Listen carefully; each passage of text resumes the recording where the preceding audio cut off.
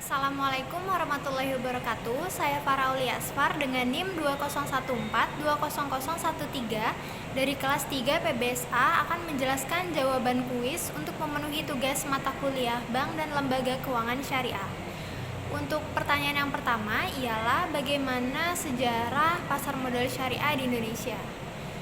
Untuk sejarah pasar modal syariah di Indonesia diawali dari berdirinya Reksadana Syariah oleh PT Dana Reksa Investment Management pada tanggal 3 Juli tahun 1997. Kemudian Bursa Efek Indonesia melakukan kerjasama dengan PT Dana Reksa Investment Management ini untuk melahirkan Jakarta Islamic Index pada tanggal 3 Juli tahun 2000. Dengan lahirnya Jakarta Islamic Index ini, banyak saham-saham yang digunakan untuk investasi dengan prinsip syariah tentunya. Kemudian pada tanggal 18 April tahun 2001, Dewan Syariah Nasional Majelis Ulama Indonesia mengeluarkan fatwa tentang pedoman pelaksanaan berinvestasi pada reksadana syariah.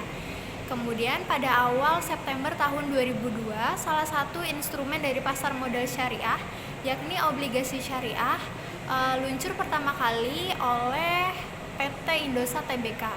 Kemudian untuk tonggak awal sejarah bagi pasar modal syariah kembali pada tanggal 7 Mei tahun 2008, yakni dengan disahkannya Undang-Undang Nomor 19 Tahun 2008 tentang surat berharga syariah negara, di mana menjadi landasan untuk dikeluarkannya surat berharga syariah atau sukuk negara. Sedangkan pasar modal atau bursa efek di Indonesia ini sudah ada sejak pada kolonial Belanda, yaitu pada tahun 1912, didirikan oleh Hindia Belanda sebagai kepentingan VOC pada saat itu. Kemudian untuk pertanyaan yang kedua ialah perbedaan pegadaian syariah di dalam bank syariah dan lembaga pegadaian syariah. Dalam bank syariah, pegadaian syariah ini terbagi menjadi dua macam, yaitu sebagai produk pelengkap dan sebagai produk itu sendiri. Sebagai produk pelengkap berarti pegadaian syariah ini berfungsi sebagai produk pelengkap dari sebuah akad yang memiliki pembiayaan yang rumit sehingga membutuhkan barang jaminan untuk memperlancar kegiatan tersebut. Kemudian pegadaian syariah dalam bentuk produk itu sendiri, biasanya di Indonesia ini bank syariah menerapkan pegadaian syariah ini dalam bentuk gadai emas syariah. Gadai emas syariah ini nasabah menitipkan atau menggadaikan emas atau perhiasannya yang mengandung emas kepada bank.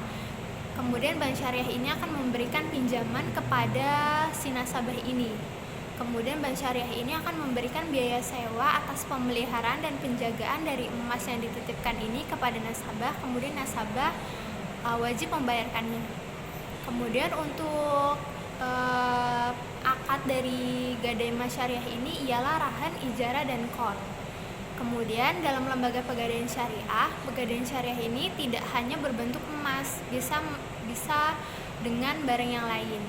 Kemudian dalam lembaga pegadaian syariah ini hanya dapat berbentuk dua akad, yaitu rahan dan ijarah, dalam hutang atau hanya sewa.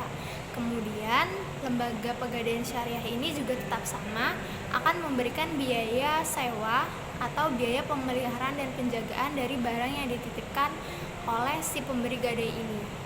Namun untuk ketentuannya tetap sama dalam bank syariah dan lembaga pegadaian syariah, bahwa barang tersebut tidak bisa digunakan atau dimanfaatkan oleh si penerima barang gadai tersebut. Si penerima barang gadai tersebut atau bank syariah ini hanya bertugas menjaga nilai dan manfaat dari barang yang digadaikan oleh si pemberi gadai. Sekian jawaban kuis yang bisa saya jelaskan dan saya paparkan. Kurang lebihnya mohon maaf. Wassalamualaikum warahmatullahi wabarakatuh.